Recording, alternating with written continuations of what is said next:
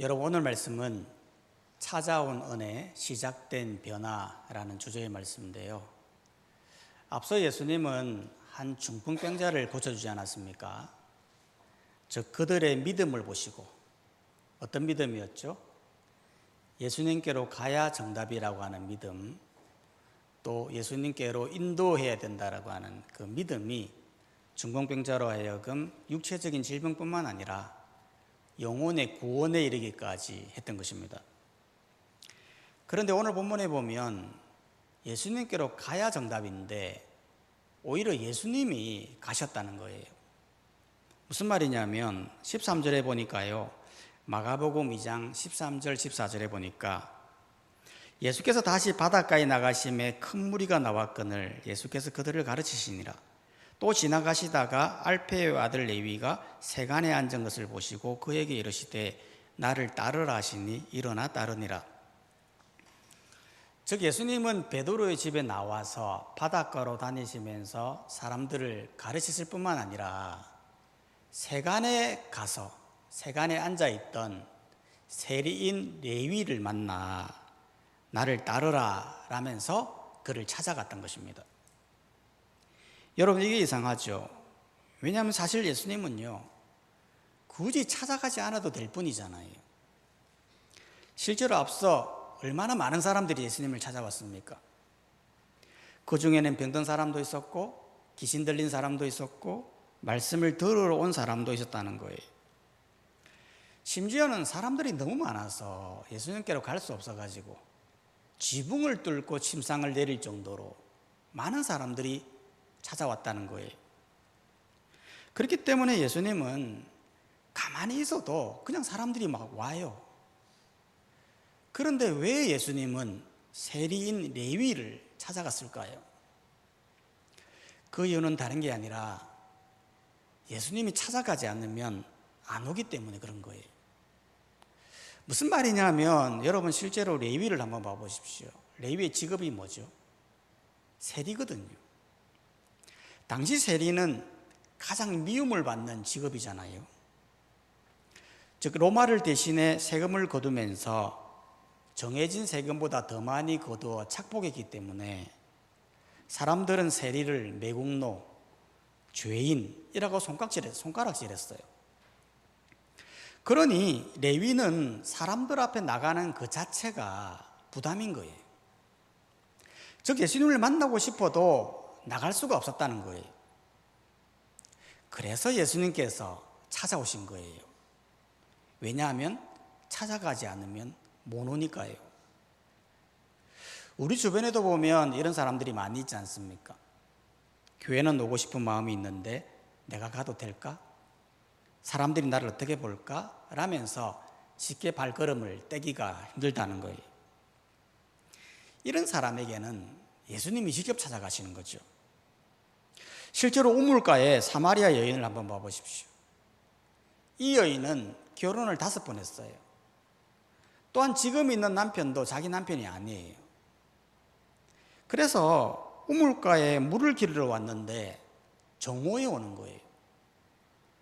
즉 가장 해가 뜨고 올 때, 그때 옵니다. 왜 그때 왔습니까? 사람들이 두려웠어. 사람 만나는 게 두려웠어. 그런데 이 예수님이 이 여인을 만나요. 그리고 물을 달라고 합니다. 정말 목이 말라서 물을 달라고 한 겁니까? 아니죠. 즉 진정한 생수가 누구인지, 영생하도록 쏟는 샘물이 누구인지를 알려주기 위해서 그렇게 하신 거예요. 실제로 이 여인이 예수님을 만나자마자 고백하잖아요. 메시아를 만났다고. 여인이 메시아를 찾았습니까? 아니죠. 예수님이 여인을 찾았는데 여인은 메시아를 발견하게 된 것입니다. 이것 우리도 마찬가지예요. 여러분, 우리 인생을 보면 참 신기하지 않습니까? 우리의 인생에서 가장 신기한 게 뭐냐면 우리가 하나님을 믿고 있다는 거예요. 내가 하나님을 믿고 싶어서 믿었나요? 아니죠. 내가 믿고 싶어서 믿은 것 같이 보이지만 실제로는 예수님이 찾아오신 거예요.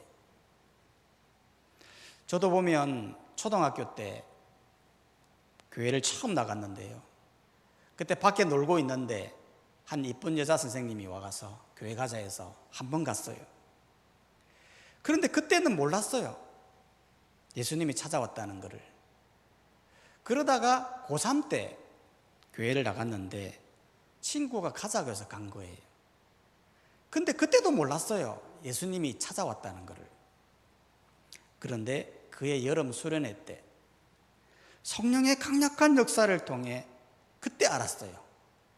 예수님이 찾아왔다는 것을. 제 마음의 문을 계속 두드리고 있었다는 것을. 그때 제가 마음의 문을 활짝 여니까 그때 주님이 내 안에 역사하시고 말할 수 없는 기쁨과 충만함으로 주님의 사람이 되어버린 것입니다. 저만 그렇습니까? 여러분도 다 그렇지 않습니까? 여러분 옆에 있는 사람한테 물어보세요. 교회 어떻게 오셨냐고. 다 물어보면 다 사연이 있어요. 여러분, 이게 얼마나 큰 은혜예요. 여러분, 우리 인간사에도 보면 내가 찾아오는, 내가 좋아하는 사람이 나를 찾아오면 얼마나 기쁩니까? 어떤 중학생 딸을 보니까 한 연예인을 좋아하는데 너무 좋아하는 거예요.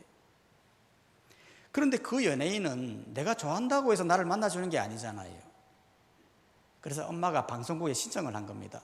우리 딸이 그 연예인을 너무 좋아하는데 한 번만 만나게 해달라고. 근데 실제로 그 연예인이 딸을 찾아간 거예요. 깜짝 이벤트로 짠 하고 나타나니까요. 딸이 완전 미쳐버리는 거예요. 그 자리에서 주저앉고 막 고함을 지르고 너무 좋아가지고 울기까지 하는 거예요. 인간사도 그런 거예요. 그런데 우리는 하나님이 찾아오신 거예요. 우리 하나님은 BTS보다 더 좋은 분이에요. 이 세상 모든 만물을 만드신, 우리도 만들고 세상도 만들고 하나도 부족함이 없는 그 엄청난 하나님이 우리를 찾아오셨다고 해요. 이것만큼 놀라운 일이 어디 있습니까? 이것만큼 놀라운 기쁨이 어디 있습니까? 그런데 중요한 건 이게 아무나 찾아가는 게 아니라는 거예요. 물론 하나님의 본심은 모두가 다 찾기를 원하죠. 그런데 찾아가도 마음의 문을 안 열고 하나님을 부정하면 만날 수가 없어요. 그러니 하나님은 마음의 문을 여는 자, 선택된 백성만 찾아가는 거예요. 여러분, 하나님께 선택되었다고 하는 것 얼마나 큰 기쁨입니까? 실제로 어떤 사람이 바닷가에 나갔는데요, 밀물 때문에 불가사리들이 해변에 쫙 깔린 거예요. 그거 그냥 두면 햇빛에 다 말라 죽는 거거든요. 그런데 어떤 사람이 그 불가사리를 한 마리씩 한 마리씩 바다에 던지는 거예요. 이렇게. 그러니까 물었어요. 아니, 불가사리들이 이렇게 많은데 그 한두 마리 그 던진다고 뭐 달라지겠습니까? 라고 했더니 그 사람이 이렇게 말하더라는 거예요. 내가 여기에 있는 모든 불가사리들을 다 살릴 수는 없지만 내가 던지는 이 한 마리에게는 굉장히 큰 도움이 될 겁니다. 라고 이야기했다는 거예요. 하나님의 선택은 이런 거예요. 마음의 문을 열지 않고 하나님을 부정하는 사람 다 구원할 수는 없어요. 하지만 마음의 문을 열고 하나님을 받아들이는 선택된 백성은 놀라운 구원을 이루게 된다는 거예요. 실제로 우리 예수님께서 말씀하셨잖아요. 인자가 온 것은 잃어버린 자를 찾아 구원하려 함이라. 찾는다는 거예요. 잃어버린 자. 잃어버린 자가 누굽니까? 즉 레위와 같은 사람, 우물가의 여인 같은 사람, 하나님을 떠난 죄인들이죠. 바로 우리를 말하는 거예요. 여러분, 양이 길을 잃으면 양이 집을 찾아갑니까? 목자가 양을 찾습니까? 당연히 목자가 양을 찾아서 집으로 데려오는 거예요. 마찬가지예요. 우리가 하나님을 찾은 것 같아도 아니에요. 하나님이 우리를 찾으신 거예요. 우리의 마음의 문을 활짝 열게 하셔서 하나님의 자녀로 삼아주시고 그 하나님의 은혜로 우리가 살아가고 있다라는 거예요. 이렇게 예수님은 한 영혼을 구원하기 위해 직접 찾아가셨는데요.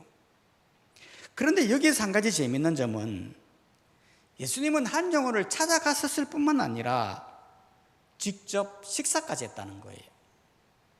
실제로 15절에 보니까요, 마가복음 2장 15절에 보면 그의 집에 앉아 잡수실 때에 많은 세리와 죄인들이 예수와 그의 제자들과 함께 앉았으니 이는 그러한 사람들이 많이 있어서 예수를 따름이러라. 여기에서 그의 집이라고 하는 것은 레위의 집을 말하는 거예요. 그런데 레위의 집에서 레위 혼자만 식사한 게 아니라 거기에 많은 세리들, 즉 레위와 같은 직업을 가진 세리들이 있었고, 또 여기서 죄인들이라고 하는 것은 단순히 죄 지은 사람을 말하는 게 아니라 율법을 지키지 않았던 사람들, 직업적으로 부정하다고 생각했던 사람들, 창녀들, 가난한 사람들 등등을 포함하는 거예요. 예수님이 바로 이런 자들과 함께 식사했다는 거예요. 여러분, 이건 당시 굉장히 파격적인 행동이죠. 왜냐하면 당시 식사 자리는요, 단순히 음식을 먹는 자리가 아니라 관계를 나타내는 자리거든요. 실제로 누구와 식사하냐에 따라서 내가 이 사람을 받아들인다라는 의미로 하는 거잖아요. 우리도 보면 식사할 때 보면 아무하고나 먹지 않잖아요. 내게 가까운 사람, 아는 사람, 지인, 친구, 즉 전혀 모르는 사람하고 식사하는 건 아니라는 거예요. 무슨 말이냐면 받아들인다라고 하는 입장이라는 거예요. 그렇기 때문에 당시 지도자들, 바리새인과 서기관들은 이 죄인들하고 식사하는 걸 너무 싫어했어요. 왜냐하면 죄인들과 같이 식사하면 자기도 부정해진다고 생각했거든요. 그래서 16절을 말하는 거예요. 마가복음 2장 16절에 보면 바리새인들의 서기관들이 예수께서 죄인 및 세리들과 함께 잡수시는 것을 보고 그의 제자들에게 이르되 어찌하여 세리 및 죄인들과 함께 먹는가? 즉 이들이 생각할 때 세리와 죄인들은 내가 받아들여야 될 사람이 아니다, 같이 식사할 사이가 아니다라고 경계했던 거예요. 아니, 예수님은 사실 잃어버린 자를 구원하기로 온 거잖아요. 그래서 잃어버린 자 레위를 만났고 나를 따르라 했더니 따랐잖아요. 그럼 끝났잖아요. 그런데 왜 레위의 집에 가서 왜 식사까지 하게 된 걸까요? 그 이유는 다른 게 아니라 죄인을 구원하신다라고 하는 이 예수님의 진심을 보여주기 위함이에요. 무슨 말이냐면 여러분 17절에 보면요, 예수님께서 말씀하셨잖아요. 건강한 자에게는 의사가 쓸데없고 병든 자에게라 쓸데있느니라. 나는 의인을 부르러 온 것이 아니요 죄인을 부르러 왔노라 라고 말했다는 거예요. 즉 예수님이 오신 목적은 잃어버린 자, 죄인을 부르러 온 거 아닙니까? 그런데 부르러 왔다라고 말하고서는 정작 죄인들하고 식사 한 끼도 안 한다. 그게 말이 안 되잖아요. 나 죄인 사랑해, 나 죄인을 구원하러 왔어, 막 그렇게 말하고서는 바리새인과 사두개인처럼 죄인들에게는 가지도 않고 함께 하지도 않고 식사도 안 한다. 그거는 말뿐인 거잖아요. 우리가 왜 말과 행동이 다른 사람을 싫어합니까? 말은요 얼마든지 좋게 할 수 있는 거거든요. 하지만 그 말의 진심은 어디서 드러나요? 행동에서 드러나는 거예요. 그러니 행동을 보는 거예요. 제가 예전에 무슨 부탁할 일이 있어서 누구에게 갈까? 사람들이 이렇게 떠올리잖아요. 아, 그 사람에게 갈까? 아, 그 사람은 좀 아닌 것 같아. 이 사람에게 갈까? 아, 그 사람은 좀 애매한데. 근데 떠오르는 중에 한 사람이 떠오르는 거예요. 아, 그 사람한테 가면 되겠다. 그 사람에 부탁하면 될 것 같다. 왜냐하면 그 사람이 했던 말이 있거든요. 평소에 했던 말이 있기 때문에 아, 그 사람에게 가면 부탁을 들어줄 거야 라고 생각하고 갔어요. 갔는데 제가 아쉬운 부탁을 하니까요, 표정부터 달라요. 예전에 했던 말과 전혀 다르게 행동하는 거예요. 그때 제가 약간 모멸감을 느꼈어요.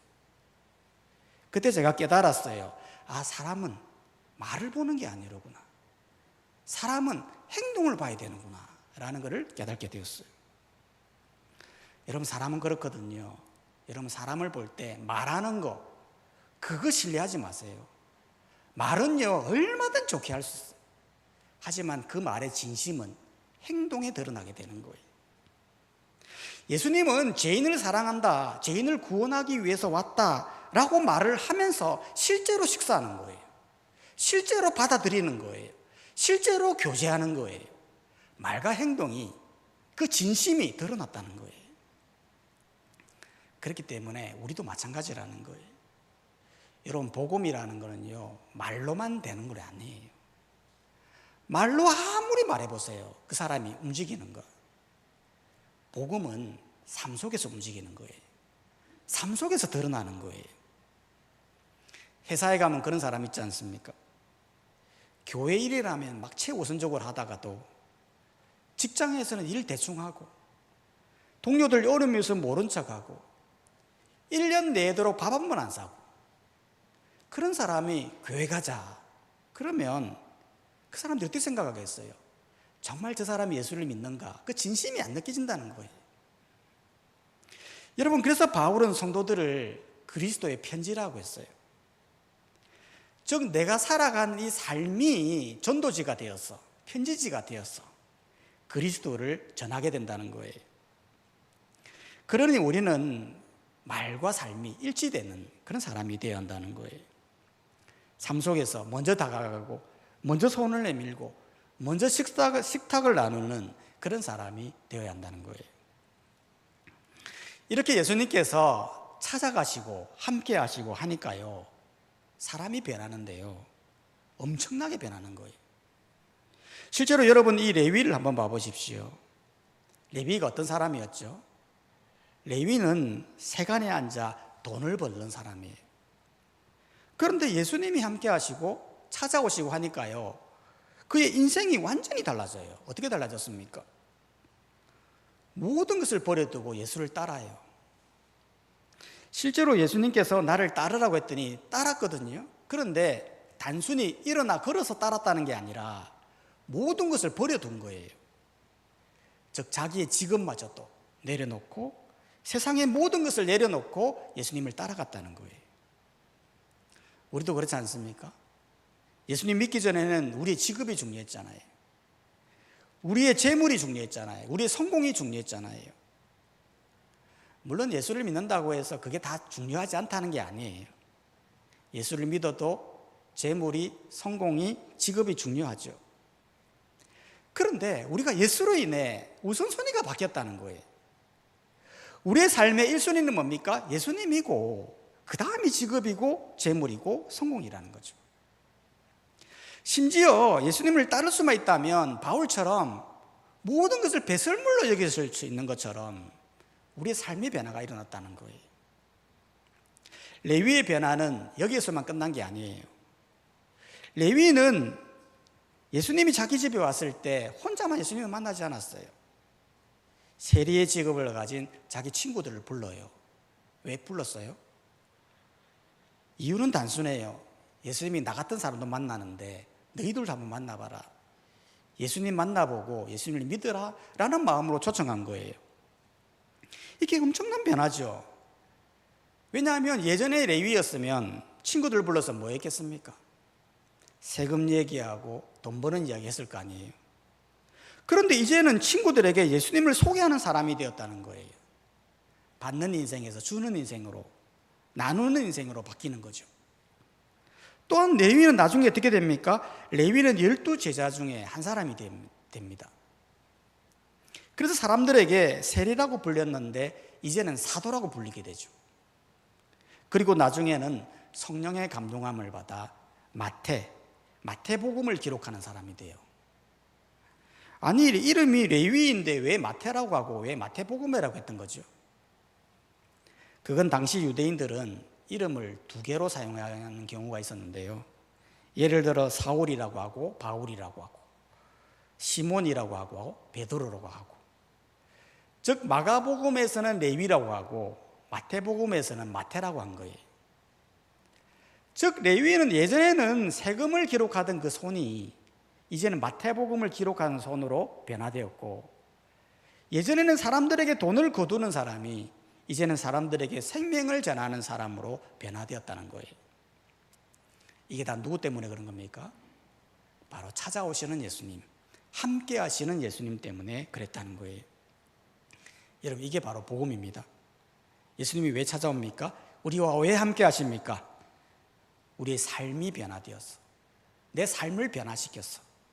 복음적인 인생으로 살게 하기 위한 목적이라는 거예요. 여러분, 오늘 하나님은 오늘도 이런 세리와 같은 사람을 찾고 계세요. 하나님으로 인해 변화가 일어나는, 다른 사람을 변화시키는, 복음으로 사명을 감당하는 그런 사람을 찾고 있다는 거예요. 우리가 이 사람이 되어야 되지 않겠습니까?